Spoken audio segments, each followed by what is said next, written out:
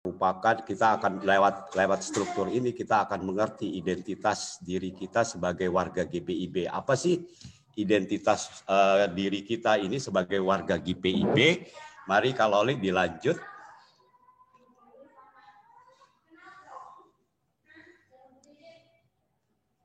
Bentar Kak. Ya.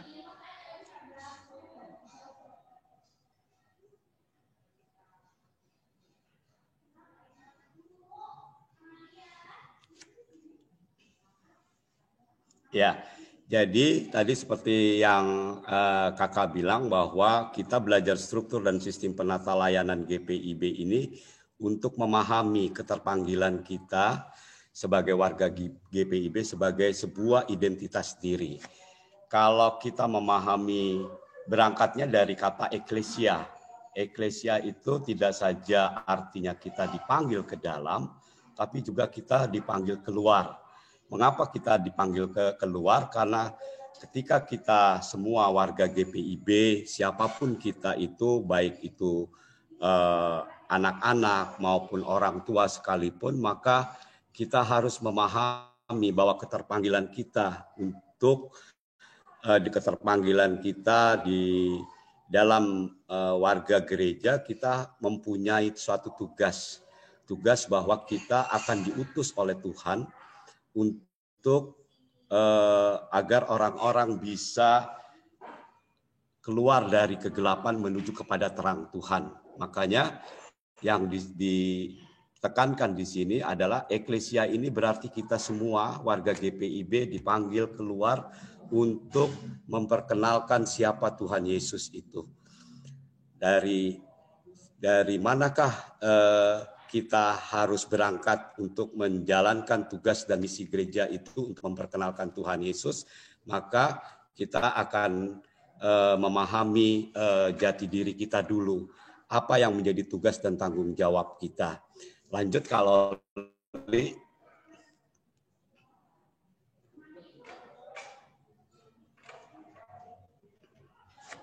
ya, memahami keterpanggilan kita, eklesia itu tadi, ini tersampaikan dalam perjanjian baru, ada di 1 Petrus 2 ayat yang ke-9, sama dengan di Kolose 1 ayat yang ke-13. Saya mengajak adik-adik untuk memahami bahwa keterpanggilan kita adalah seperti halnya Abraham. Abraham dipanggil oleh Allah keluar dari kaumnya yang awalnya tidak mengenal Tuhan. Demikian juga kita dipanggil oleh Allah, oleh Yesus Kristus untuk memperkenalkan Tuhan Yesus Kristus kepada mereka-mereka yang belum mengenalnya.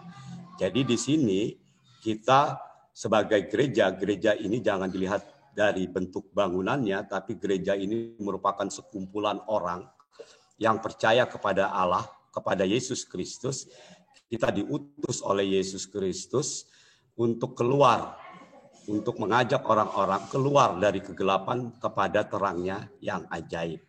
Sampai di sini adik-adik ada yang belum mengerti kah? Mengerti semua ya? Baik, jadi gereja merupakan, lanjut Kak Loli. Dari sini kita akan mengetahui bahwa gereja yang adalah kita ini gereja, orang-orang yang ada di dalamnya, merupakan alat yang mau dipakai oleh Tuhan untuk membuat manusia memperoleh keselamatan yang dijanjikan oleh Tuhan, bahwa siapapun yang percaya kepada Allah di dalam nama anaknya Yesus Kristus, merekalah yang akan memperoleh keselamatan. Ini menjadi tugas dan tanggung jawab kita. Ini menjadi panggilan kita, menjadi eklesia itu yang harus dilakukan oleh kita warga gereja, tidak saja warga gereja GPIB, tapi kepada warga gereja siapapun mereka yang percaya kepada Yesus. Lanjut Kak Loli.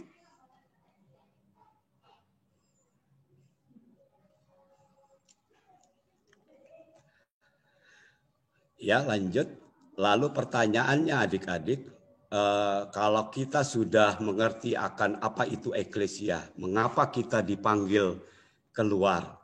untuk melakukan misi Allah di dunia ini, maka pertanyaannya adalah mengapa harus ada struktur dan sistem penata layanan?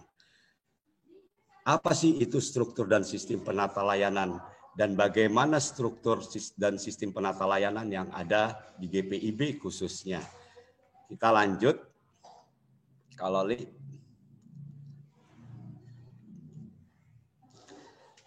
adik-adik, kenapa kita perlu struktur dan sistem penata layanan? Yang pertama adalah GPIB percaya bahwa Yesus Kristus itu adalah kepala gereja.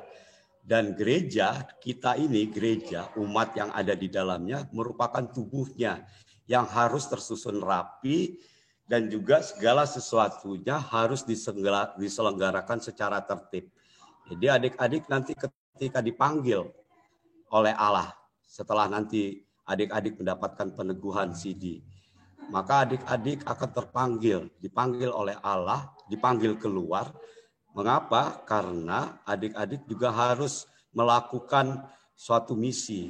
Tapi misi ini seperti apa? Inilah yang harus disusun secara rapi. Karena kita semua merupakan bagian dari tubuh Yesus, di mana Yesus Kristus merupakan kepalanya. Lanjut Kak Loli.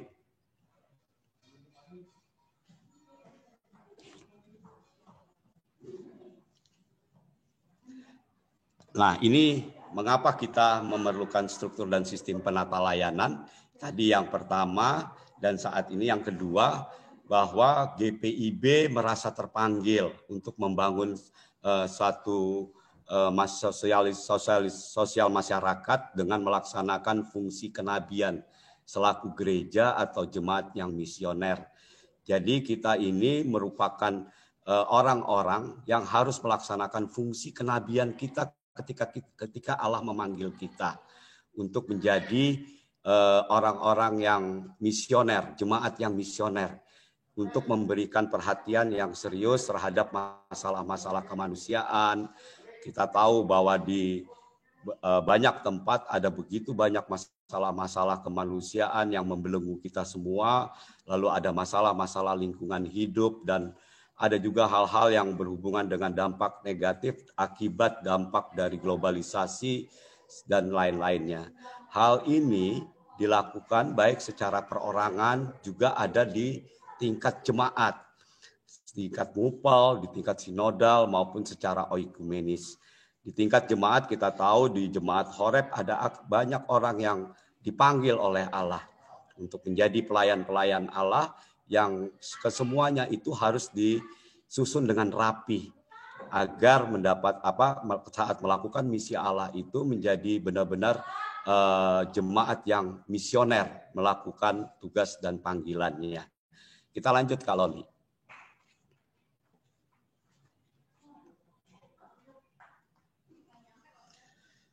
Ya, lanjut. Jadi adik-adik, ketika kita tadi berbicara mengapa kita perlu ada struktur dan sistem penata layanan, karena kita ini adalah orang-orang yang merupakan bagian dari tubuh Allah, di mana Yesus Kristus adalah kepalanya dan kita anggota tubuh lainnya, maka itu semua harus tersusun rapi. Nah, berdasarkan firman Allah ini, maka GPIB membuatlah satu sistem yang namanya sistem presbiterial sinodal.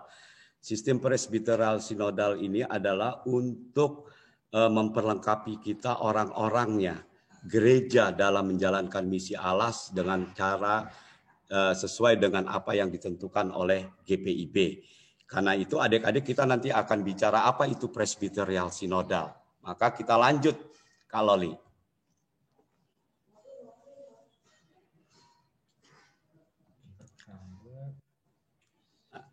Nah, jadi kita setelah mengenal apa itu panggilan kita, apa itu jati diri kita, maka setelah kita mendengar penjelasan yang tadi saya sampaikan, maka kita akan tahu jati diri kita.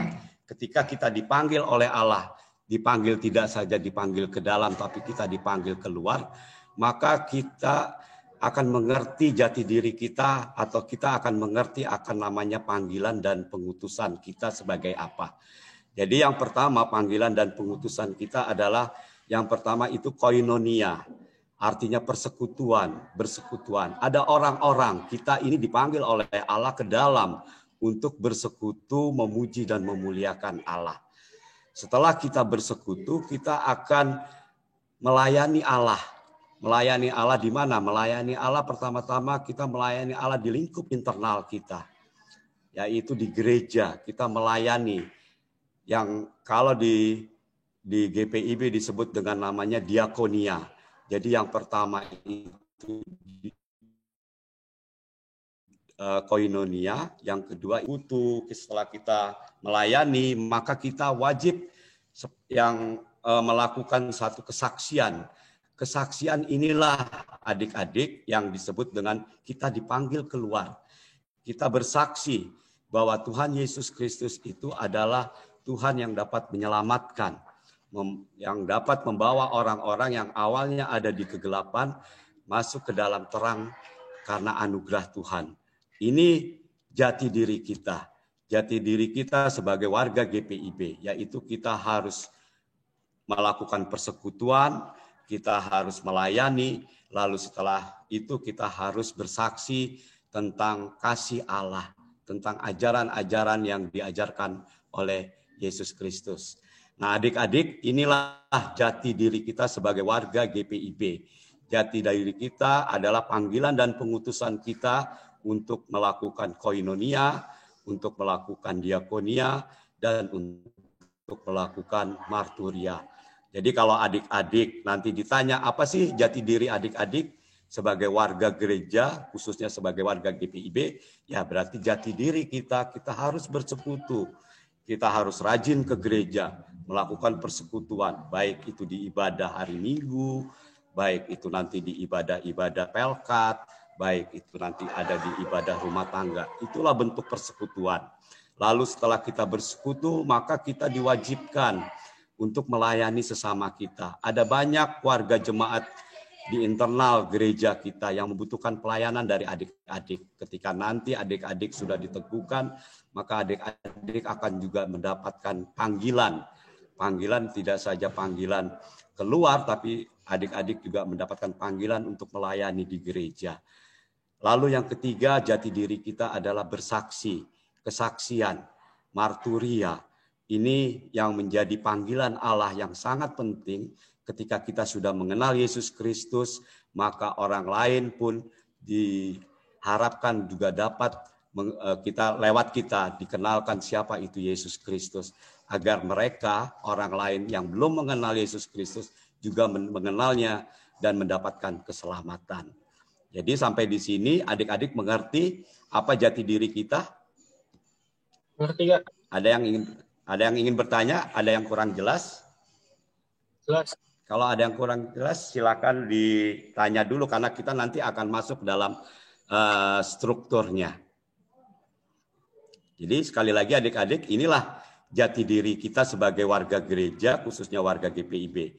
Panggilan dan pengutusan kita yaitu koinonia, diakonia, dan marturia. Oke, lanjut Kak Loli.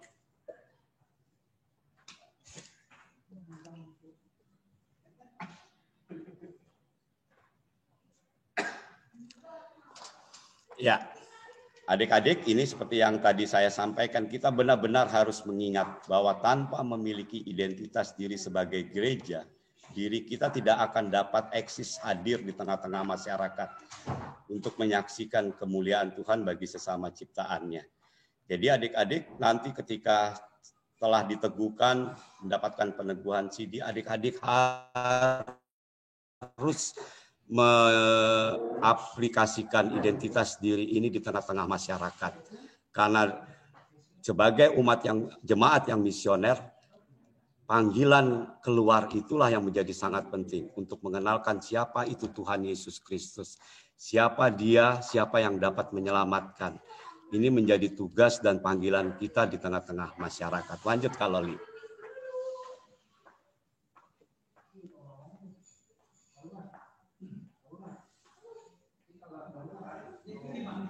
Oke, kita akan masuk ke dalam struktur atau sistem dari penata layanan yang ada di GPIB. Adik-adik, di GPIB ada namanya buku tata gereja. Buku tata gereja inilah yang mengatur bagaimana struktur dan sistem penata layanan yang ada di GPIB. Karena mengapa harus dibuatkan tata gereja? Karena di situ nanti akan ada orang-orang yang dipercaya untuk memangku satu jabatan di dalam gereja, sehingga ketika orang-orang ini memangku satu jabatannya perlu ada satu aturan yang baku yang dapat mengatur agar para pemangku jabatan di gereja itu dapat melakukan tugas dan panggilannya, tugas dan tanggung jawabnya dengan baik dan dengan tertib. Maka GPIB mengeluarkan satu bentuk peraturan dalam sebuah buku yang dinamakan dengan tata gereja. Lanjut Kak Loli.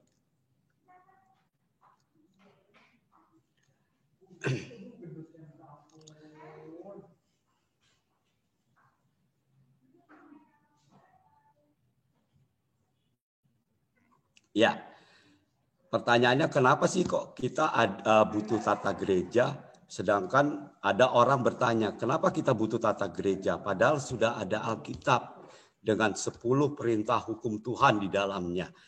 Lalu apakah masih kurang 10 perintah Tuhan itu? Mengapa kita masih perlu memerlukan tata gereja? Nah, di sini ada Johannes Ludwig Abineno.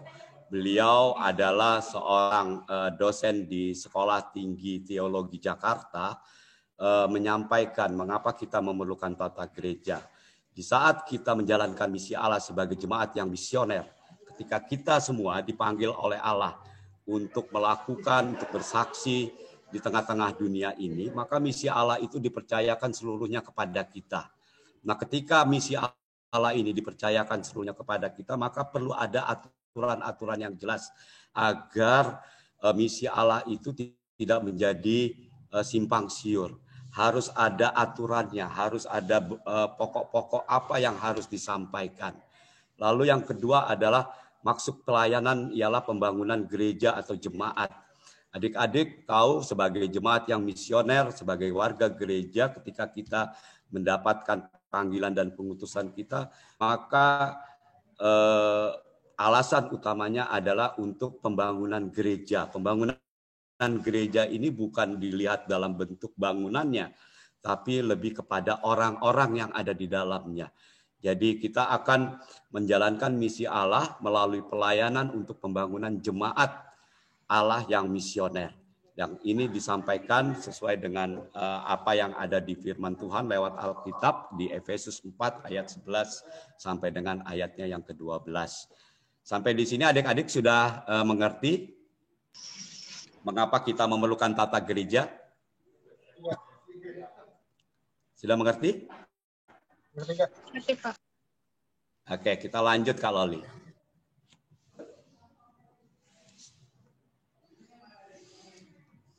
Ya, adik-adik, sekarang kita sebelum masuk ke struktur dan sistem penata layannya, maka kita sebagai warga GPIB harus tahu dulu ada berapa GPIB kah yang ada di Indonesia saat ini.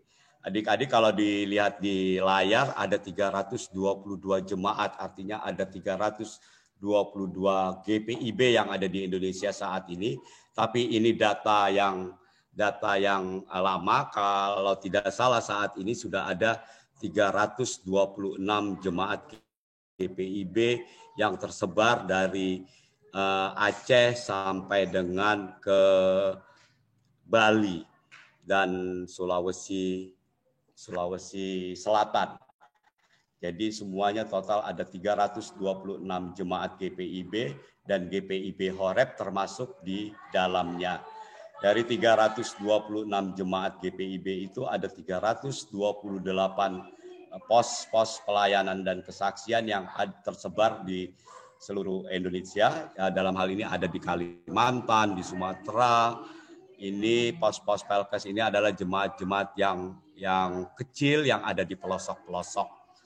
Lalu setelah itu ada 25 musyawarah pelayanan yang ada di seluruh GPIB. Musyawarah pelayanan ini merupakan alat yang dipakai sebagai jembatan untuk mengkoordinasikan segala bentuk pelayanan-pelayanan yang ada di musyawarah pelayanan. Contohnya di Jakarta ini ada musyawarah pelayanan Jakarta Pusat, ada musyawarah pelayanan Jakarta Timur, ada musyawarah pelayanan Jakarta Selatan, dan lain-lainnya. Dan GPIB Horeb masuk di dalam musyawarah pelayanan Jakarta Timur. Untuk pendeta yang saat ini terdaftar, ini data yang lama, ini pasti ada penambahan-penambahan, termasuk juga ada diaken penatua, ini juga ada penambahan-penambahan. Jemaat GPIB ada sekitar lebih kurang 65.000 kepala keluarga.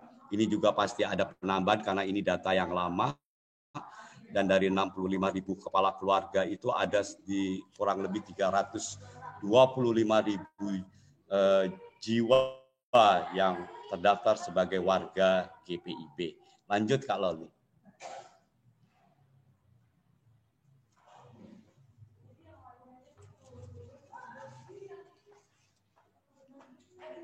Nah, tadi kakak sampaikan bahwa ketika kita melakukan panggilan dan pengutusan kita sebagai identitas diri kita sebagai warga GPIB, yaitu koinonia, lalu koinonia, ada diakonia, dan ada marturia, maka berdasarkan itu kita GPIB perlu menetapkan apa yang disebut dengan sistem presbiterial sinodal.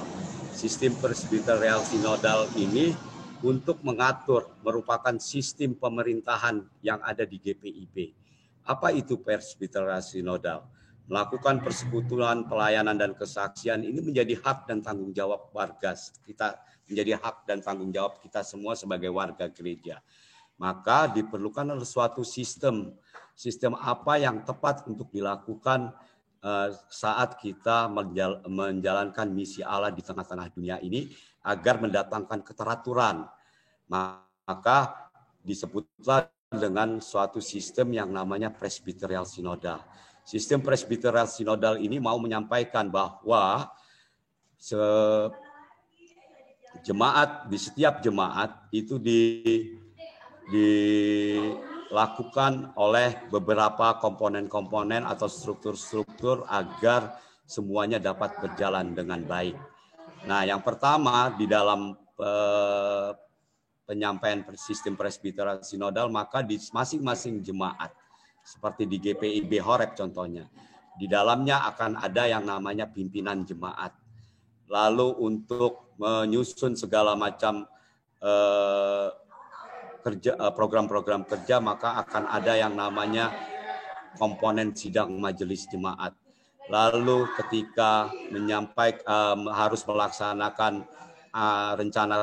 rencana kerja yang telah dihasilkan dalam satu sidang majelis jemaat, maka harus ada pelaksananya, pelaksana harian yang harus menjalankan keputusan itu. Maka dibentuklah suatu pelaksana harian yang di jemaat dinamakan pelaksana harian majelis jemaat.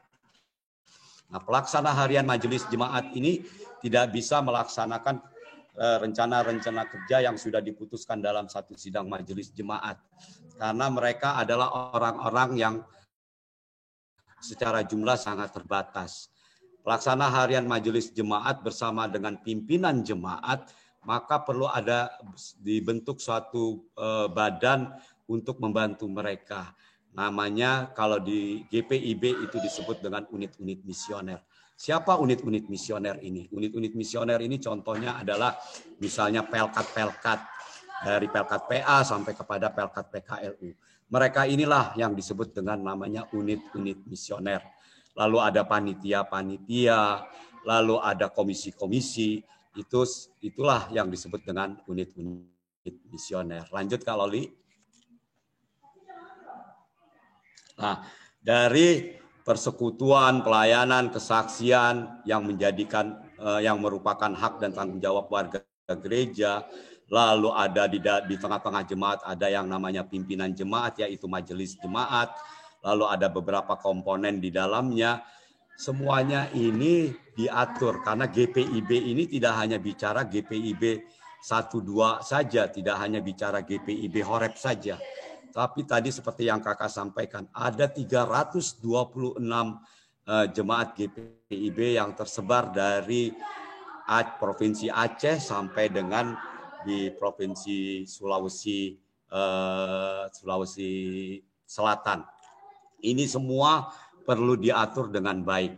Yang akhirnya diperlukanlah satu bentuk badan yang disebut dengan namanya Majelis Sinode. Majelis Sinode inilah merupakan badan yang dipilih oleh seluruh jemaat-jemaat GPIB yang ada di Indonesia, lalu dipilihlah orang-orang di dalamnya untuk mengkoordinasikan seluruh bentuk pelayanan, bentuk persekutuan, bentuk kesaksian yang menjadi hak dan tanggung jawab warga gereja, warga GPIB, agar ada keteraturan. Nah, dari penjelasan ini kita dapat mengerti apa itu presbyterial sinodal. Presbyterial sinodal adalah suatu sistem di mana kita mengatur bentuk pelayanan kita secara terpusat. Artinya mulai dari majelis sinode sampai kepada di jemaat-jemaat itu merupakan satu bentuk sistem pelayanan yang terintegrasi secara keseluruhan. Artinya jemaat-jemaat itu tidak melakukan bentuk pelayanannya sendiri-sendiri. Begitu. Sampai di sini adik-adik mengerti apa itu presbyterial sinodal? Mengerti, Pak. Yakin nih mengerti? Oke. Lanjut Kak Loli.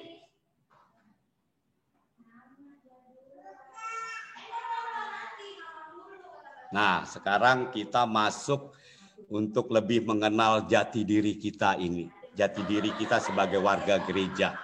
Yang pertama tadi disampaikan ada koinonia, yaitu persekutuan. Apa sih itu persekutuan? Persekutuan adalah wadah dan aktivitas gerejawi yang berpusat kepada Yesus Kristus, yang dipimpin oleh kuasa Roh Kudus yang diwujudkan dalam bentuk suatu peribadahan. Jadi warga gereja yang dipanggil dengan kata eklesia itu tidak saja dia dipanggil keluar, tapi juga dipanggil ke dalam. Di sini ketika kita dipanggil ke dalam, kita harus ada yang namanya persekutuan. Jadi warga gereja atau khususnya warga gereja GPIB, kalau tidak ada persekutuannya, maka itu bukan merupakan warga gereja. Warga gereja di dalamnya harus ada persekutuan.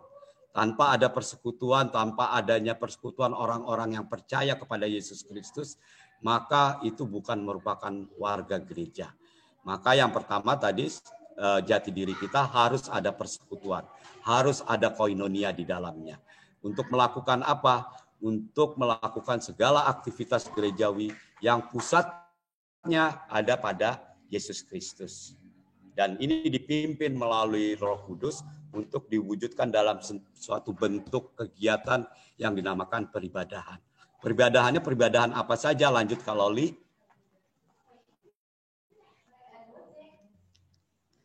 Nah, yang pertama peribadahannya ada yang namanya ibadah umum.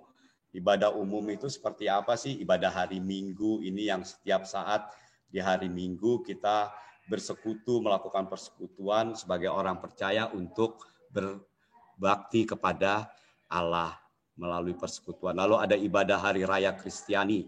Ibadah hari raya Kristiani seperti ibadah Natal, lalu ada ibadah Paskah dan lain-lainnya. Lalu ada ibadah hari raya gerejawi. Lanjut Kak Loli. Lalu ada ibadah khusus. Apa itu bentuk koinonia dalam peribadahan? Salah satunya yaitu ibadah khusus.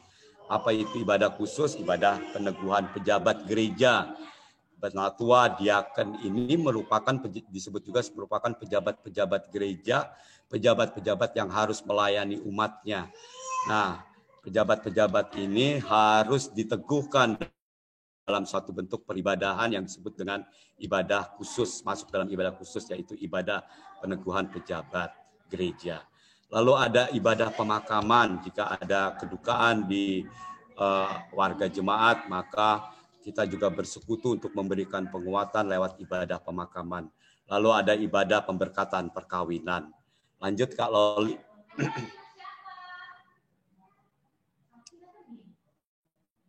Lalu ada ibadah Hari Raya Nasional. Biasanya kita di GPIB merayakan ibadah Hari Raya Nasional ini bertepatan dengan saat Hari Kemerdekaan Indonesia. Itu biasanya kita merayakan ibadah Hari Raya Nasional. Lanjut Kak Loli. Lalu ada ibadah keluarga. Adik-adik di setiap hari Rabu di GPIB khususnya di hari Rabu itu ditetapkan sebagai ibadah keluarga. Maka adik-adik sebagai bagian dari warga gereja GPIB harus juga mengikuti di ibadah keluarga ini di setiap hari Rabu. Lanjut Kak Loli. Lalu ada ibadah kategorial. Ibadah kategorial ini adalah ibadah-ibadah pelkat. Kalau di pelkat PA dan di pelkat PT itu diadakan di dalam setiap ibadah hari Minggu.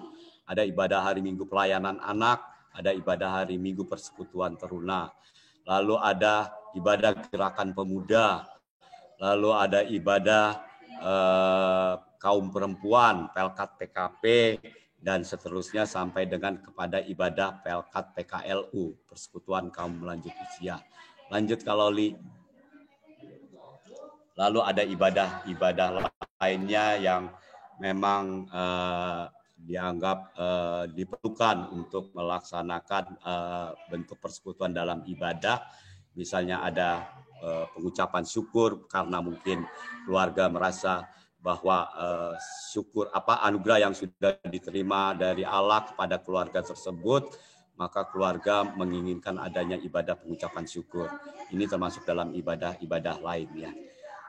Oke, lanjut. Itu bentuk-bentuk persekutuan yang ada di jemaat. Lalu jati diri kita yang kedua adalah pelayanan. Pelayanan atau diakonia. Apa itu pelayanan? Pelayanan itu adalah merupakan satu aktivitas gerejawi yang dilakukan oleh satu persekutuan, artinya kita-kita yang bersekutu, yang diwujudkan dalam bentuk satu kegiatan-kegiatan yang aktual, kegiatan-kegiatan yang nyata, baik ke dalam di internal gereja atau di internal jemaat maupun dalam bentuk kegiatan-kegiatan nyata keluar. Yang pada intinya kegiatan-kegiatan itu harus berdampak kepada pertumbuhan iman jemaat, ada penguatan di dalamnya, penguatan persekutuan, dan ada peningkatan kesejahteraan masyarakat yang dilakukan oleh jemaat maupun masyarakat dan pemerintah. Nah, bentuk-bentuk pelayanan ini ada banyak macamnya adik-adik. Contoh, misalnya di internal jemaat, bentuk pelayanan seperti apa?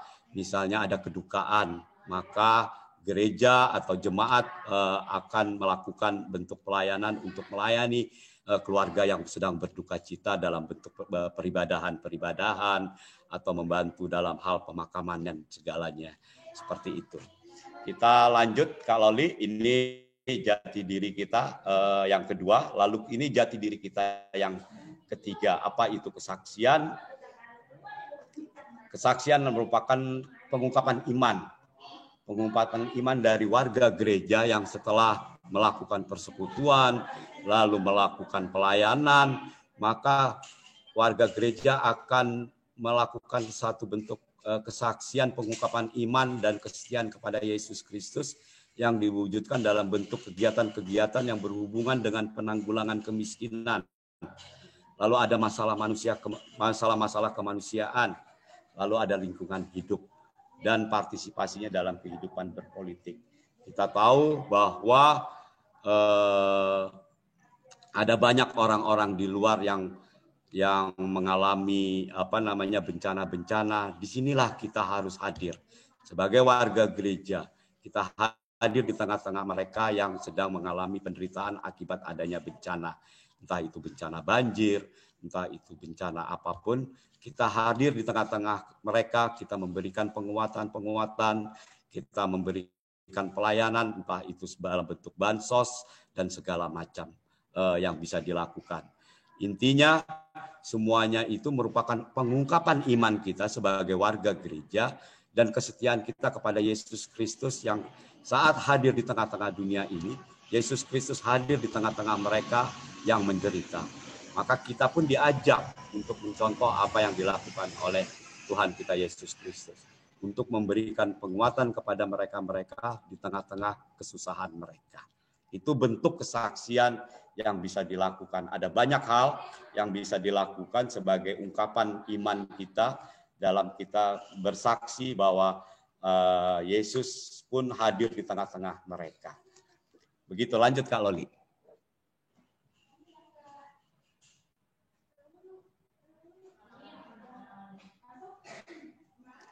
Baik, adik-adik, itu tadi identitas diri kita sebagai warga gereja GPIB, keterpanggilan kita merupakan panggilan dan pengutusan kita sebagai warga gereja, dan kita tadi sempat masuk dalam sedikit dalam apa saja itu struktur dan sistem penata layanan. Sekarang kita masuk dalam hak dan tanggung jawab kita sebagai warga jemaat. Adik-adik saat ini adalah merupakan warga jemaat GPIB Horeb. Pada saatnya nanti setelah selesai mengikuti kelas katekisasi selama hampir 10 bulan, adik-adik akan diteguhkan dan setelah diteguhkan akan menjadi warga sidi jemaat. Ketika adik-adik menjadi warga sidi jemaat, maka adik-adik mempunyai hak dan tanggung jawabnya sebagai warga jemaat. Apa itu hak dari warga jemaat? Yang pertama adalah memikirkan dan menyampaikan aspirasi tentang misi gereja melalui pertemuan warga sidi jemaat.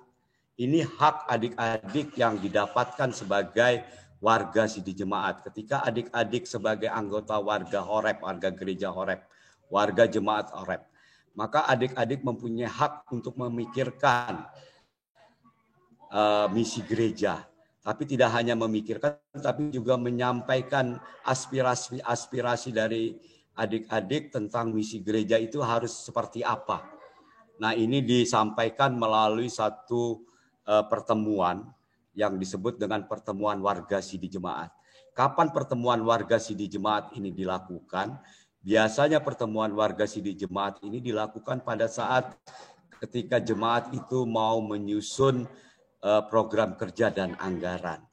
Maka disitulah nanti adik-adik bisa menyampaikan aspirasinya. Disitulah adik-adik di dalam pertemuan warga sidi jemaat bisa menyampaikan usulan-usulannya. Apa yang akan dilakukan oleh gereja ke depannya. Nah, itu hak dari warga sidi jemaat. Lalu selain ada hak, tapi adik-adik sebagai warga sidi jemaat juga mempunyai tanggung jawab. Apa sih tanggung jawabnya? Tanggung jawab adik-adik adalah ketika nanti diteguhkan menjadi warga sidi jemaat, adik-adik harus mewujudkan jemaat yang misioner. Jadi adik-adik mempunyai tugas tanggung jawab GPIB Horeb ini menjadi GPIB yang misioner melalui partisipasi dalam kegiatan-kegiatan pembangunan jemaat. Sekali lagi pembangunan di sini bukan dalam bentuk bangunannya, tapi lebih kepada orang-orangnya, agar orang-orang yang ada di jemaat Horeb menjadi orang-orang yang misioner. Dan misioner di sini bisa diterapkan di dalam masyarakat di sekitar lingkungan gereja maupun di mana adik-adik nanti berada. Ini hak dan tanggung jawab dari warga sidi jemaat ketika nanti adik-adik sudah diteguhkan menjadi warga sidi jemaat, maka ini hak yang didapatkan oleh adik-adik dan tanggung jawab yang diemban oleh adik-adik sebagai warga sidi jemaat. Lanjut Kak Loli.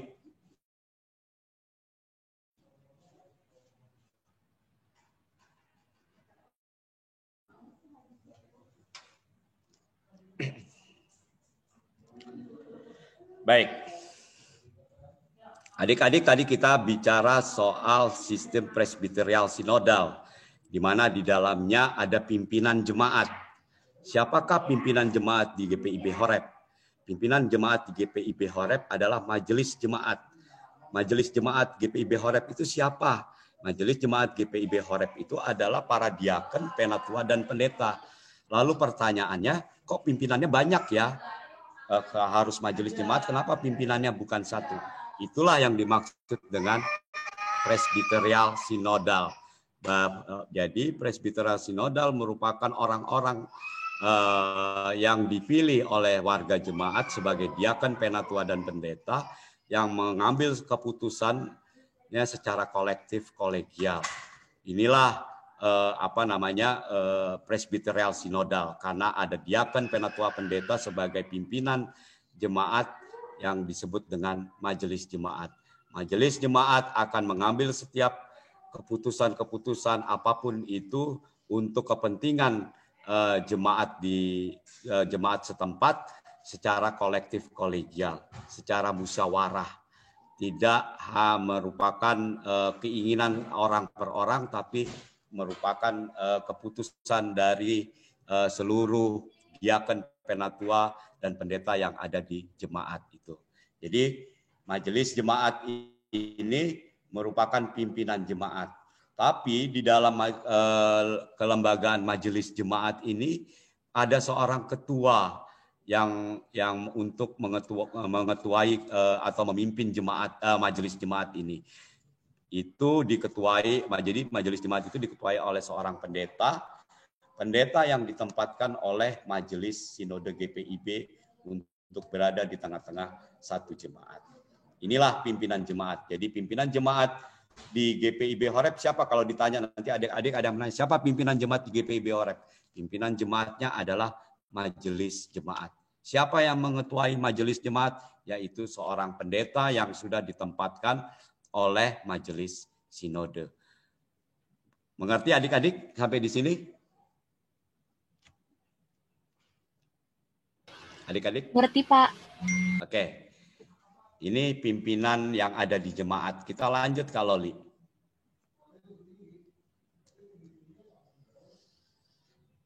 Oke, kita masuk ke dalam tugas dan wewenangnya majelis jemaat. Majelis jemaat yang kita tahu sekarang adalah pimpinan yang ada di jemaat. Apa tugasnya dari majelis jemaat? Majelis jemaat bertugas untuk melaksanakan tanggung jawab misioner sesuai dengan pemahaman iman GPIB, sesuai dengan tata gereja GPIB, serta sesuai dengan visi dan misi dari GPIB. Adik-adik sudah baca sudah belajar tentang pemahaman iman GPIB belum? Sudah belajar tentang pemahaman iman GPIB belum adik-adik? Sudah, Pak. Nah, jadi tugas dari majelis jemaat itu diaken, penatua, dan pendeta itu dia bertugas melaksanakan tanggung jawab misioner sesuai dengan pemahaman iman GPIB. Ada berapa pemahaman iman di GPIB? 7, Pak. Ya, jadi harus berdasarkan dengan pemahaman 7 pokok pemahaman iman GPIB itu. Jadi majelis jemaat bertugas melaksanakan tanggung jawab yang misioner sesuai dengan 7 pokok pemahaman iman GPIB. Lalu juga tadi seperti disampaikan di awal, tadi saya sampaikan ada tata gereja, ada buku tata gereja GPIB. Maka majelis jemaat juga harus melaksanakan tanggung jawab yang misioner itu berdasarkan tata gereja GPIB. Lalu ada sesuai dengan visi dan misi dari GPIB atau PKU PPG GPIB. Apa sih PKU PPG GPIB itu? PKU PPG GPIB itu pokok-pokok kebijakan umum, panggilan dan pengutusan gereja. Apa panggilan dan pengutusan gereja dalam ini warga gereja? Yaitu koinonia, diakonia, dan marturia. Itu tugas-tugas yang harus dilakukan oleh majelis jemaat. Lalu tugas selanjutnya kalau tugas selanjutnya adalah memberdayakan musyawarah pelayanan sebagai unit misioner. Adik-adik di GPIB ini tadi seperti yang saya sampaikan ada yang namanya musyawarah pelayanan.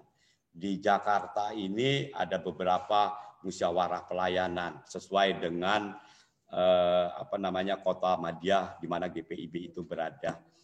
Ada sekitar 26 musyawarah pelayanan yang ada di GPIB, itu tersebar dari Aceh sampai ke Sulawesi Selatan. Di Jakarta sendiri, khususnya di GPIB Horeb, GPIB Horeb ini masuk di dalam musyawarah pelayanan Jakarta Timur. Di musyawarah pelayanan Jakarta Timur ada 15 jemaat GPIB di dalamnya. Nah, untuk menjalankan misi Allah di tengah-tengah dunia ini, maka musyawarah pelayanan ini dibentuklah jemaat-jemaat ini bergabung dalam kebersamaan dalam satu wadah yang namanya musyawarah pelayanan. Musyawarah pelayanan ini merupakan wadah atau jembatan dinamis untuk kita saling berkoordinasi sesama jemaat GPIB yang ada di musyawarah pelayanan di masing-masing daerah.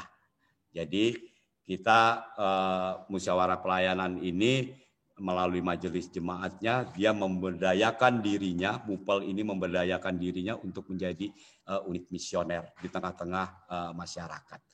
Lanjut Kak Loli. Itu tadi tugasnya, tugas dari majelis jemaat. Lalu wewenang dari majelis jemaat adalah majelis jemaat berwenang untuk mengangkat dan memberhentikan anggota unit-unit misioner. Jadi pengurus-pengurus dari unit-unit misioner seperti pengurus Pelkat PA, Pelkat PT sampai kepada Pelkat PKLU beserta dengan pelayan PA dan PT itu diangkat oleh majelis jemaat, juga diberhentikan oleh majelis jemaat. Lanjut Kak Loli. Majelis jemaat juga berwenang mengambil langkah-langkah dan tindakan disiplin gereja terhadap warga jemaat. Dalam hal ini misalnya ketika adik-adik sudah belajar apa itu pemahaman iman GPIB, lalu satu waktu nanti adik-adik ketika menjadi pengurus dari unit-unit misioner tapi menjalankan misi jemaat itu tidak sesuai dengan pemahaman GPIB, maka majelis jemaat berwenang untuk mengambil tindakan disiplin terhadap warganya, seperti itu. Lanjut Kak Loli.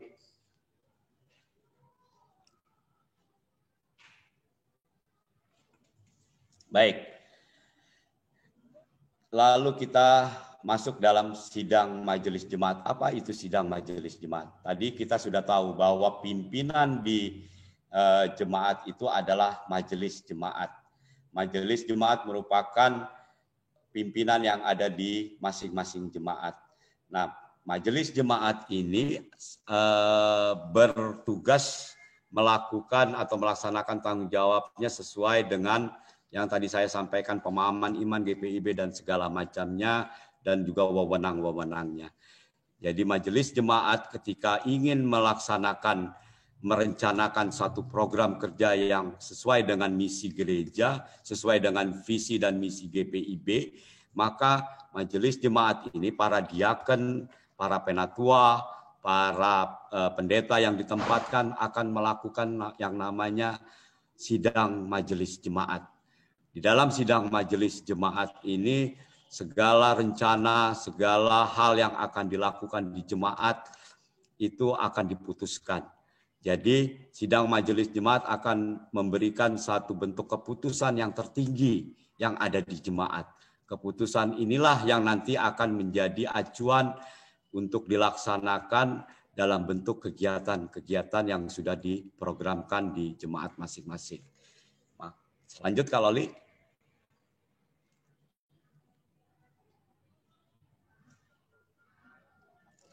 Ketika sidang majelis jemaat, ketika para majelis jemaat melakukan sidang majelis jemaat dan sudah ada keputusan-keputusan atau program-program yang akan dilaksanakannya, lalu harus ada orang-orangnya yang harus mengkoordinir untuk melaksanakan keputusan yang sudah diputuskan dalam sidang majelis jemaat.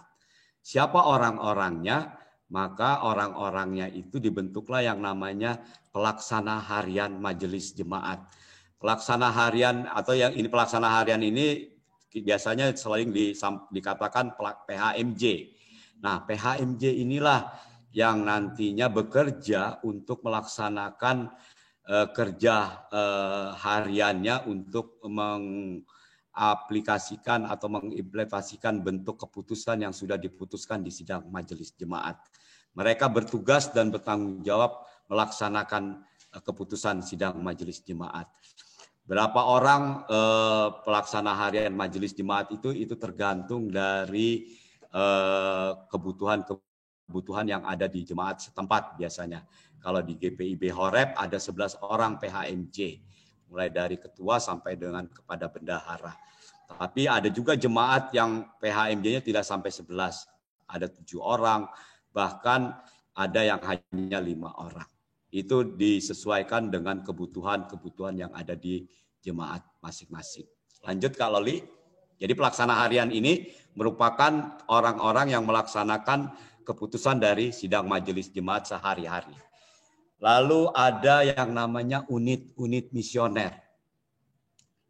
Oke, siapa ini unit-unit misioner? Tadi seperti sudah saya sampaikan di awal, unit-unit misioner ini merupakan pelaksana misi GPIB dalam rangka pembangunan jemaat secara berkesinambungan. Adik-adik, majelis jemaat itu tidak akan sanggup melaksanakan program kerja yang sudah diputuskan dalam sidang majelis jemaat.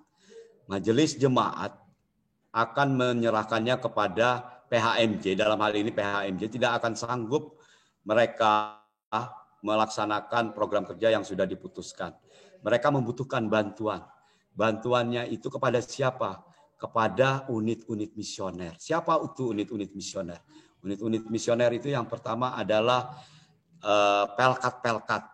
Jadi adik-adik nanti kalau setelah diteguhkan, setelah diteguhkan sebagai warga sidi jemaat, nanti adik-adik akan diminta untuk mengikut dalam pelayanan di pelkat-pelkat. Nah, adik-adik ini dibutuhkan oleh pelaksana harian majelis jemaat. Dibutuhkan untuk apa? Untuk melaksanakan misi GPIB, melaksanakan misi GPIB dalam rangka pembangunan jemaat secara berkesinambungan. Adik-adik sangat-sangat dibutuhkan untuk masuk dalam bidang pelayanan kategorial yang sesuai dengan keinginan adik-adik. Jadi inilah pelkat yang akan melaksanakan misi GPIB. Lanjut Kak Loli. Selain pelkat, unit-unit misioner itu juga ada unit pelayanan profesional fungsional. Siapa sih unit pelayanan profesional fungsional? Mereka-mereka yang mungkin mempunyai keahlian di bidang hukum, bisa membantu warga jemaat yang mungkin mengalami masalah-masalah hukum. Nah, inilah unit-unit pelayanan profesional fungsional yang bisa diberdayakan oleh majelis jemaat untuk membantu warga jemaatnya. Lanjut Kak Loli. Lalu ada komisi. Unit-unit misioner ini selain pelkat, unit pelayanan profesional juga ada komisi. Di GPIB itu ada 6 komisi. Ini merupakan unit-unit misioner juga. Lanjut Kak Loli. Lalu ada panitia yang dibentuk ini bertujuan untuk membantu majelis jemaat dalam rangka melaksanakan misi GPIB sesuai dengan kebutuhannya, maka dibentuklah satu panitia. Panitia ini menjalankan misi-misi dari program kerja yang diputuskan oleh majelis jemaat untuk dilaksanakan dan memerlukan bantuan dari orang-orang sehingga dibentuklah satu panitia. Silakan lanjut Kak Loli. Lalu ada Pokja. Pokja ini merupakan kelompok kerja. Apa itu Pokja? Pokja itu biasanya dibentuk karena majelis jemaat membutuhkan orang-orang untuk melakukan atau membangun merencanakan program-program kerja sehingga dibentuklah yang namanya kelompok kerja. Lalu ada yang lainnya. Selanjut Kak Loli. Ya ini lainnya sesuai dengan kebutuhan kerja. kebutuhan di jemaat masing-masing. Lalu tadi seperti yang disampaikan ada musyawarah pelayanan. Inilah unit-unit misioner yang sangat dibutuhkan oleh majelis jemaat untuk membantu pelaksana harian majelis jemaat melaksanakan misi GPIB dalam rangka membangun jemaat secara berkesinambungan. Lanjut Kak Loli.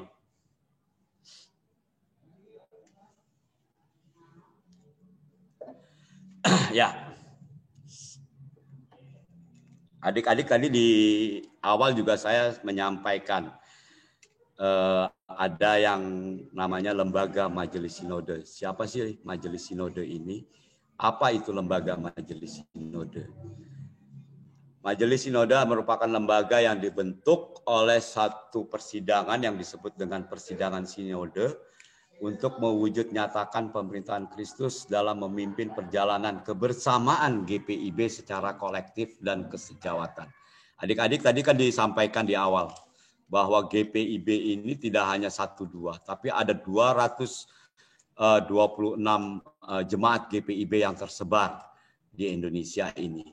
Nah, di dalam mewujud nyatakan pemerintahan Kristus dalam memimpin perjalanan secara kebersamaan dengan jemaat-jemaat GPIB lainnya, maka di dalam persidangan yang disebut dengan persidangan sinode, dipilihlah orang-orang untuk duduk sebagai lembaga majelis sinode. Kapan itu persidangan sinode dilakukan? Biasanya persidangan di sinode itu dilakukan setiap 5 tahun sekali. Di dalamnya itu nanti akan dipilih orang-orang untuk duduk sebagai majelis sinode.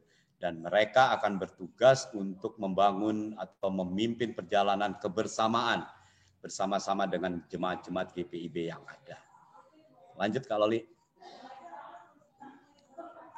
Majelis sinode juga sebagai pelaksana ketetapan persidangan sinode secara sinodal. Tadi di jemaat, majelis jemaat ini merupakan ketika melaksanakan sidang majelis jemaat itu menetapkan hasil-hasil keputusan yang ada di jemaat masing-masing. Nah, pelaksana majelis sinode mereka akan melaksanakan ketetapan persidangan sinode secara sinodal. Artinya dari seluruh 226 jemaat yang ada merencanakan satu bentuk kegiatan secara sinodal dan itu majelis sinode lah yang menjadi pelaksananya untuk dilakukan secara bersama-sama di 226 jemaat GPIB. Lanjut Kak Loli. Jadi kita tahu sekarang majelis sinode merupakan pimpinan secara sinodal di seluruh GPIB yang ada. Mereka merupakan lembaga yang khusus karena majelis sinode ini tidak seperti majelis jemaat. Kalau majelis jemaat ada warga jemaatnya. Tapi majelis sinode dia hanya merupakan pimpinan secara sinodal. Artinya mengkoordinasikan seluruh kegiatan-kegiatan untuk dilakukan di seluruh jemaat-jemaat GPIB yang ada. Dan dia menjadi pimpinan secara sinodal. Inilah yang disebut dengan lembaga majelis sinode. Secara struktur fungsionarisnya, majelis sinode itu ditetapkan oleh persidangan sinode. Jadi orang-orang yang menduduki sebagai majelis fungsionaris majelis sinode, orang-orang ini dipilih oleh 226 jemaat yang ada dalam satu persidangan sinode yang dilakukan setiap 5 tahun sekali. Sampai di sini adik-adik mengerti? Kita soalnya sudah masuk di dalam strukturnya.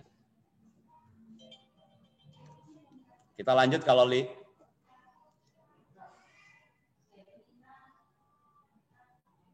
ya, ini kita lihat susunan personalia dari Majelis Sinode GPIB.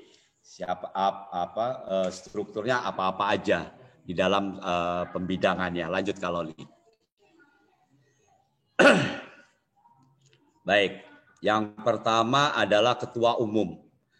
Ketua umum Majelis Sinode biasa kita menyebutkannya, itu Majelis Sinode ada struktur sebagai ketua umum. Ketua umum ini akan membidangi bidang teologi. Tadi saya sampaikan di unit-unit misioner itu kan ada komisi-komisi ini ada 6 komisi. Nah, komisi ini juga bisa membawahi bidang-bidang. Nah, ketua umum ini akan membidangi teologi. Bidang teologi, yaitu komisi teologi. Kalau di sinode namanya itu departemen, bukan lagi komisi. Kalau di jemaat namanya komisi. Lalu di ketua 1, ada ketua 1 itu membidangi pelayanan dan kesaksian. Lalu di ketua 2 membidangi gereja, masyarakat, dan agama-agama yang biasa kita sebut dengan Germasa. Lalu ada ketua 3. Ketua 3 ini membidangi pembinaan dan pengembangan sumber daya insani serta peningkatan peran keluarga. Biasanya kita sebutkan dengan PPSDI PPK. Lalu ada ketua 4 yang membidangi pembangunan ekonomi gereja. Lalu ada ketua 5 yang membidangi informasi, organisasi, dan komunikasi, serta penelitian dan pengembangan. Biasa disebut dengan Inforkom Litbang. Lalu ada sekretaris umum. Ini sekretaris umum secara keseluruhan harus mendampingi seluruh fungsionaris Majelis Sinode, tapi secara khusus bersama-sama dengan ketua umum yang membidangi teologi dan bersama dengan ketua 5 yang membidangi Inforkom Litbang, sekretaris umum membantu ketua umum dan ketua 5 untuk segala keperluannya. Lalu ada sekretaris 1 yang membantu ketua 1 dan ketua 2 di dalam kebutuhan melayani di dalam bidang pelayanan dan kesaksian serta Germasa. Lalu ada sekretaris 2 bersama ketua 3 dan ketua 4 untuk membantu ketua 3 dan ketua 4 dalam melakukan pembinaan serta pembangunan ekonomi gereja. Lanjut, lalu ada bendahara dan bendahara 1. Untuk bendahara secara khusus akan menangani perbendaharaan kas gereja, sedangkan bendahara 1 walaupun sama-sama sebagai perbendaharaan gereja tapi lebih fokus kepada inventarisasi gereja. Itu fungsionaris majelis yang ada di Majelis Sinode. Ada 11 fungsionaris yang saat ini ada di kelembagaan Majelis Sinode. Lanjut kalau Li.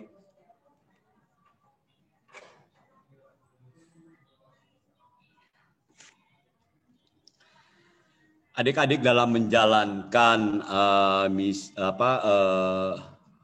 kegiatan-kegiatan secara sinodal, maka Majelis Sinode memerlukan alat-alat bantu atau badan-badan pembantu untuk membantu Majelis Sinode dalam menjalankan segala kegiatan secara kebersamaan. Maka ada yang namanya badan pembantu itu badan penasehat sinodal. Kenapa diperlukan badan penasehat sinodal? Karena ini untuk dalam rangka melaksanakan keputusan atau ketetapan persidangan sinode itu, maka untuk meningkatkan kewibawaan Majelis Sinode perlu dibentuk suatu badan penasehat sinodal agar dapat memberikan masukan-masukan kepada Majelis Sinode. Apakah kegiatan-kegiatan itu perlu dilakukan atau tidak? Apakah kegiatan-kegiatan itu bisa bermanfaat atau tidak? Badan penasehat sinodal ini pun diangkat dan ditetapkan dan di dalam persidangan sinode yang dilakukan dalam 5 tahun sekali. Lanjut Kak Loli.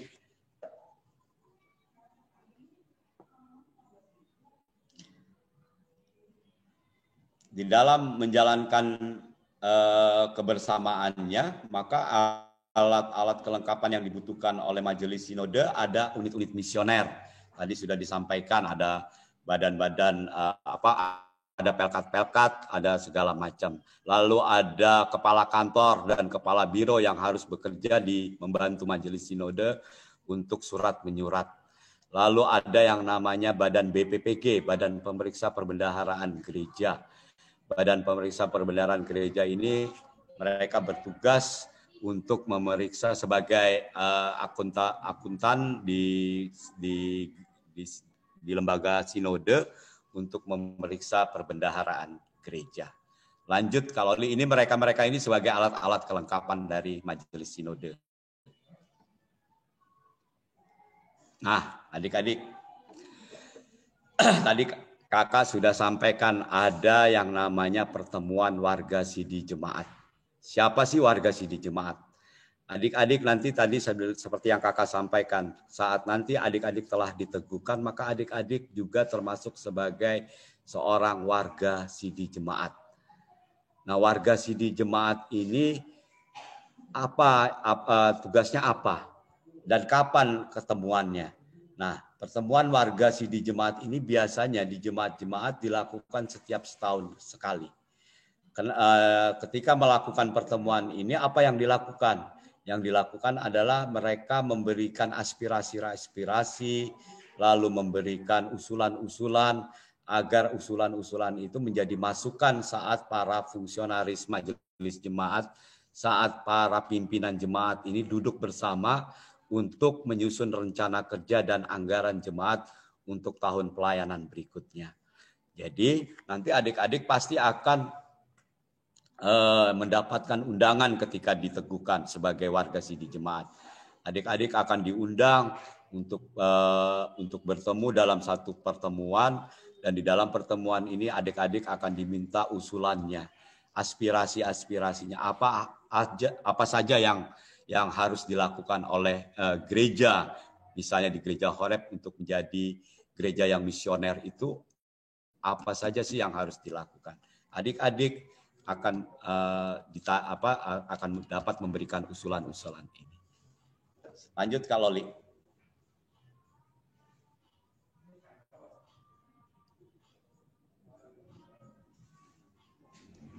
Nah, adik-adik, ini kita sudah sampai di akhir. Pada kesimpulannya bahwa sesungguhnya GPIB dalam hal ini adik-adik yang ada di GPIB Horeb, itu GPIB Horeb sangat menantikan partisipasi dari adik-adik dalam memenuhi identitas diri adik-adik sebagai warga gereja. Apa itu identitas atau panggilan dan pengutusan gereja kepada adik-adik? Itu tadi sudah kita bicarakan, yaitu koinonia, diakonia, dan marturia, persekutuan, pelayanan, dan kesaksian. Itu identitas diri kita sebagai warga GPIB. Identitas diri kita sebagai warga gereja yang harus dipenuhi oleh adik-adik saat adik-adik memenuhi panggilan dan pengutusannya. Itu lanjut Kak Loli.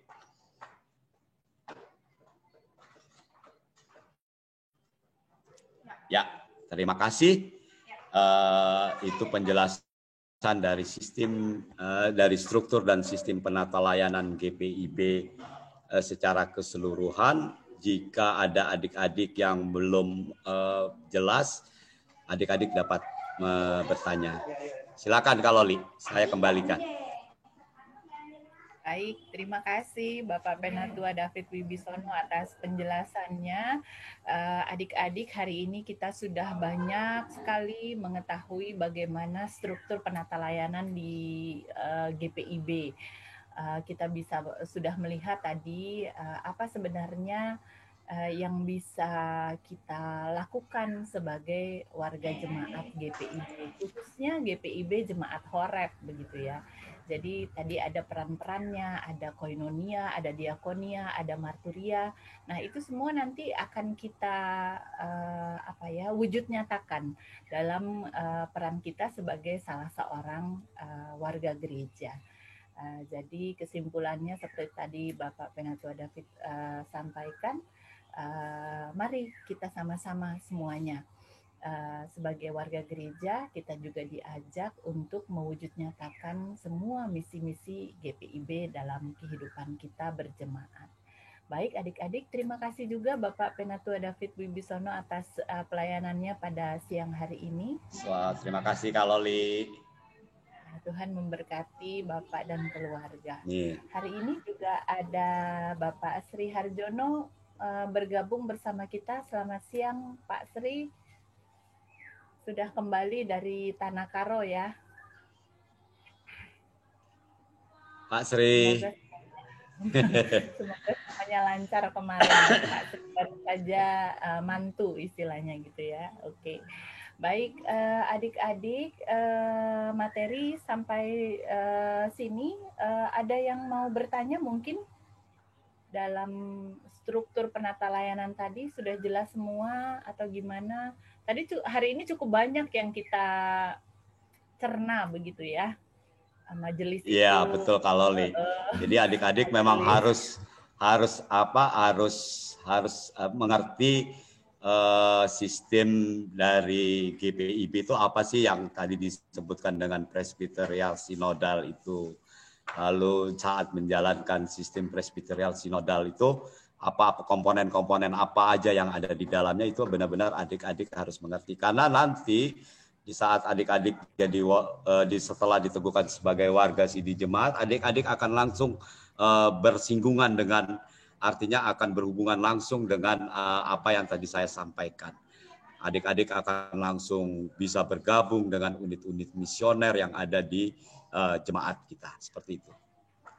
Iya, itu kalau Loli.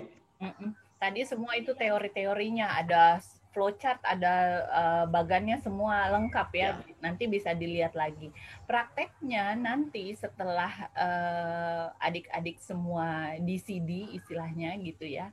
Nanti bulan April kita CD. Setelah itu sudah resmi menjadi salah seorang warga CD jemaat. Tadi ada hak-haknya, boleh ikut kalau perjamuan udah pasti, lalu boleh ikut pertemuan warga CD. Kita sudah menjadi bagian daripada pengambil keputusan. Kita bisa memberikan suara kita, apa yang selama ini kita anggap perlu dikembangkan di dalam GPIB Jemaat Horeb gitu ya. Nanti ada kesempatannya. Nanti diumumkan di Sulus Pekan tanggal segini ada pertemuan warga CD. Nah, itu nanti kita berkumpul di sektor pelayanan, kita boleh memberikan pendapat kita di sana. Nah, itu salah satunya. Satunya lagi, kita boleh langsung terjun melayani di dalam unit-unit misioner. Yang paling dekat itu adik-adik setelah nanti di CD sudah bisa jadi pelayan di Pelkat PA. Itu paling dekat Pelkat PA. Nanti bisa masuk ke PT juga, tapi perlu waktu. Kalau PA bisa langsung, gitu ya. Itu yang paling dekat. Nanti pelan-pelan ya, dijalanin prakteknya satu persatu. Teorinya hari ini kita sudah dapat banyak. Begitu. Tidak ada pertanyaan kah? Adik-adik? Kalau nggak ada pertanyaan berarti jelas semua nih Loli. Jelas semua, betul. Tapi itu ada yang tunjuk tangan kayaknya. Siapa? Adik Tarida ya. Adik Tarida. Putri ada yang mau ditanyakan? Enggak. Oh enggak. Enggak Kak, belum. Ya, Putri, Oma udah enakan ininya kesehatannya? Jadi udah lumayan. Jadi maksudnya udah nggak sesek lagi. Eyang ya. Tapi Eyang masih tiduran aja, tapi udah lumayan kondisinya. Lebih baik, puji Tuhan. Kemarin sempat kita doakan juga di presbiter waktu kita. Sehat ya Putri buat omanya. Terima kasih Pak. Terima kasih Kak. Oke, ada lagi teman-teman yang mau ditanyakan? Sudah cukup jelas berarti ya? Oke, baik. Kalau sudah cukup jelas, adik-adik, kita akan masuk ke dalam persembahan. Seperti biasa, disisihkan dulu persembahannya, disimpan. Nanti akan dikumpulkan bersama. Ada beberapa yang sudah menyampaikan persembahan pertemuan 2 sampai dengan 18. Sudah beberapa yang menyampaikan, yang belum menyampaikan masih ditunggu ya, disampaikan langsung ke gereja. Baik. Untuk memimpin doa persembahan kita, dipersilakan Putri. Baik Kak. Ya, mari Putri. Mari semua kita bersatu di dalam doa. Tuhan Yesus, Allah Bapa kami yang bertata dalam kerajaan surga, kami telah menyelesaikan materi kami Tuhan, kami telah mendengarkan materi yang disampaikan oleh Pak David, dan saat ini kami ingin mengumpulkan persembahan kami Tuhan, berkatilah agar persembahan yang kami kumpulkan kiranya berkenan di hadapan-Mu Tuhan, berapapun nominalnya Tuhan Yesus berkati, semoga ini berguna untuk pelayanan-Mu di GPIB Horeb ya Tuhan. Tuhan Yesus, berkatilah segala rezeki yang kami dapatkan Tuhan, kiranya kami kembalikan ke dalam nama-Mu juga ya Tuhan Yesus. Dalam nama Tuhan Yesus kami berdoa dan mengucap syukur. Amin. Amin. Terima kasih Putri. Baik teman-teman, saya mau menyampaikan beberapa sedikit saja pengumuman ya. Sebentar saya mau share screen karena kita juga sudah masuk ke pertemuan ke-22.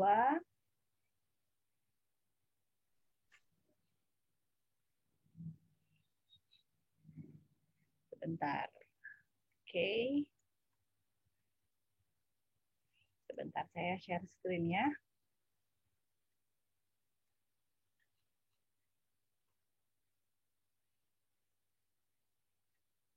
Terlihatkah?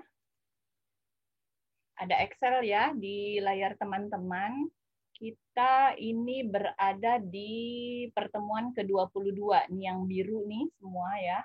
Di bawah ini ada pertemuan ke-22 tanggal 15 November. Kita hari ini di struktur dan sistem penata layanan gereja.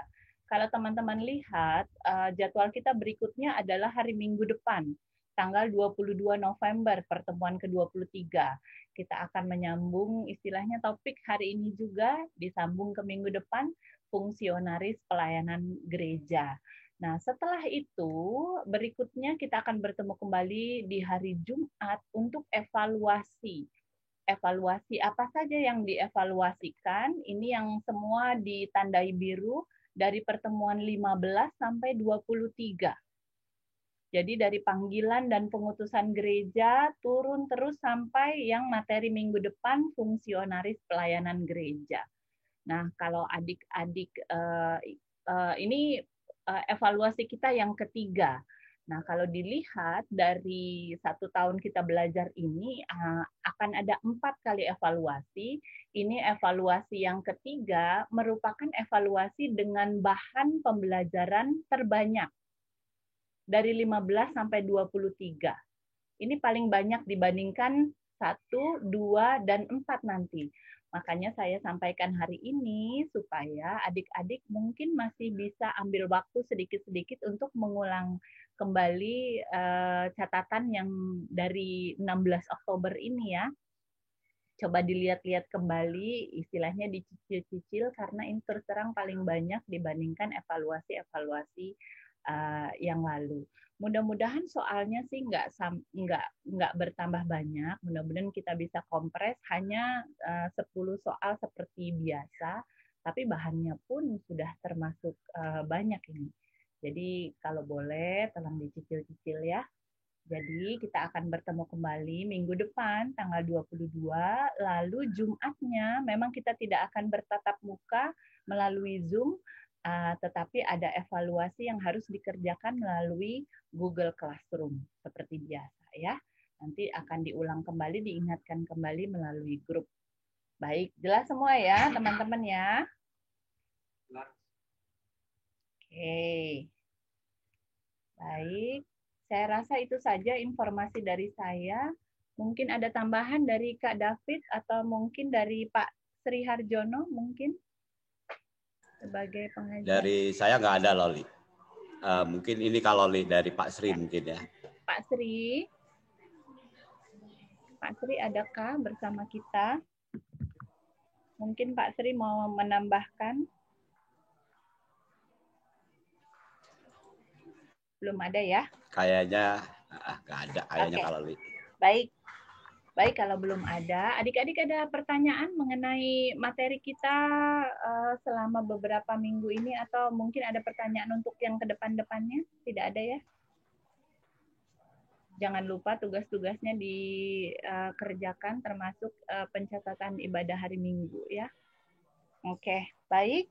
Kalau tidak ada lagi, kita akan menutup perjumpaan kita pada siang hari ini.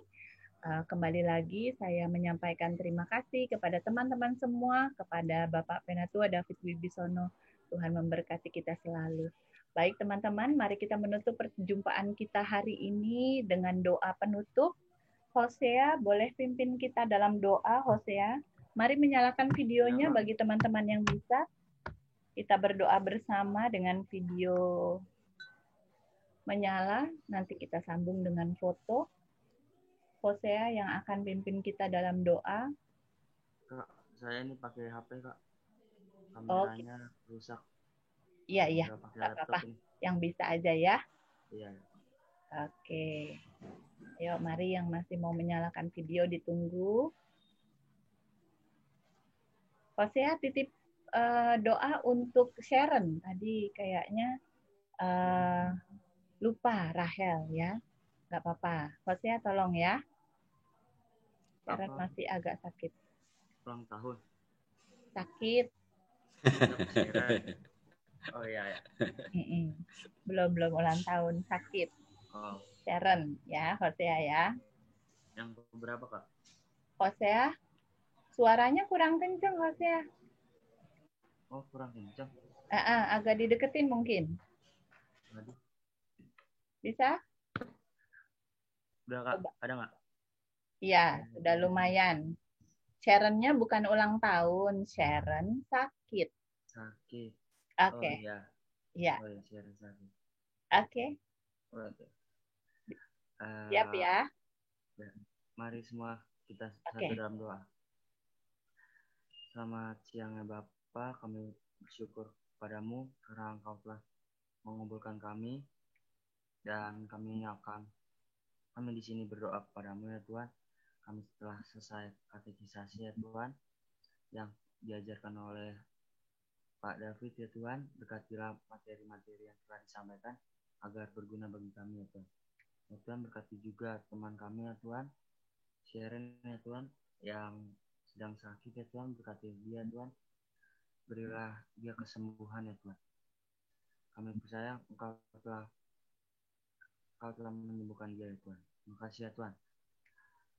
Inilah doa kami ya Tuhan, yang kurang sempurna ini karena hanya di dalam tangan. Haleluya, amin. Amin. Terima kasih Hosea. Oh ya, lupa ini lagi ya. Minggu depan jam 11.30 yang katekisasi khusus langsung masuk aja ya. Hari ini ada Herman, ada Adolf. Saya nggak punya nomornya Michael. Ada yang punya nggak? Adolf atau Herman mungkin? Nggak punya ya? Soalnya sudah 2 kali ini Michael nggak ikut ya. Udah 11.30 hari Minggu langsung masuk aja dengan link yang sama ya. Oke, baik. Yuk kita foto dulu. Monik, bisa nyalakan video nggak? Noel, Samuel, Moses, Rian. Oh, Riannya masuk sama Bella. Oke, agak ini ya, masuk dua-duanya ya. Oke. Hosea enggak ya? Oke deh kalau gitu. Sudah siap ya? On 3, 1, 2, 3. Oke, terima kasih. Adik-adik, terima kasih semua. Kak Loli, terima kasih buat bantuannya ya. Terima kasih Kak David. Sampai ketemu teman-teman ya.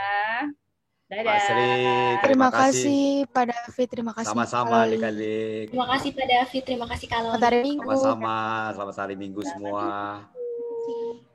Pak Sri. Dadah. Ayo Loli ya. Thank you Kak David. Sama-sama Kak, sama-sama Loli. Ya, dadah. Dah.